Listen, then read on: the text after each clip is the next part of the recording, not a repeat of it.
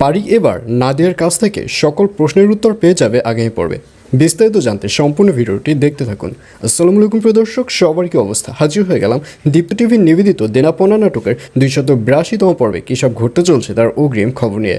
Alright, এই পর্বে আপনারা দেখতে পারবেন পারিকে দেখা যাবে সে ওখানের ঝামেলা শেষ করে নাদিয়া আন্টিকে নিয়ে এবার সরাসরি বাসায় চলে যাবে এবং নাদিয়া আন্টির কাছে জিজ্ঞাসা করবে যে আসলে সে কে, কী তার পরিচয়। আর এগুলো শুনে নাদিয়া আর কোনো কিছু হাইড রাখবে না। নাদিয়া সব কিছু বলে দিবে যে এই শহরের সবথেকে বড় যে সন্ত্রাসী রয়েছে জ্যাকেট, তাকে খোঁজার জন্যই সে সিভিল বেশে এখানে চলে এসেছে এবং তার এখানে টার্গেট হচ্ছে সবথেকে বড় সন্ত্রাসী জ্যাকেটকে ধরা।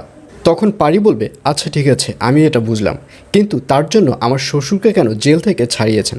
এবং শুধু জেল থেকে ছাড়ানো নয়, ছাড়িয়ে সে তার সাথে আবার রিয়ার বাবার সাথে কেন আবার ভালো সম্পর্ক রাখতে বলছেন?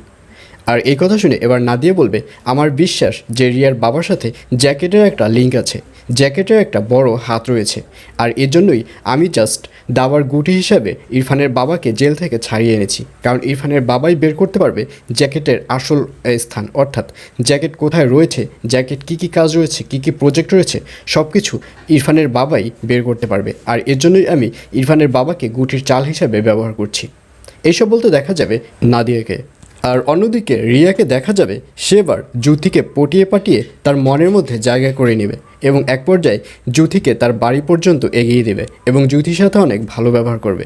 আর এগুলো দেখে জ্যোতি মনে মনে ভাববে যে রিয়া মেয়েটা তো অনেক ভালো, পারির থেকে তো অনেক ভালো। পারি হচ্ছে একটা স্বার্থবাদী মেয়ে, আর রিয়া তো দেখছি অনেক ভালো মেয়ে।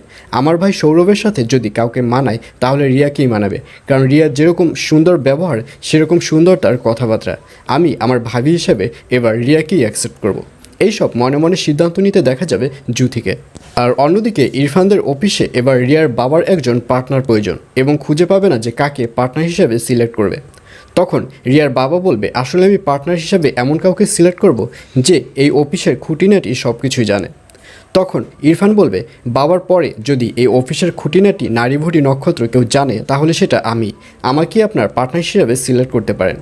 আর এই কথায় রাজিও হবে রিয়ার বাবা এবং এক পর্যায়ে রিয়ার বাবার পার্টনার হিসাবে এবার ইরফানকেই সিলেক্ট করা হবে। আর এছাড়াও থাকবে আশ্চর্য সকল ঘটনা। সুতরাং সবাইকে দেনাপনা নাটকের আগামী পর্ব দেখার আমন্ত্রণ রইল।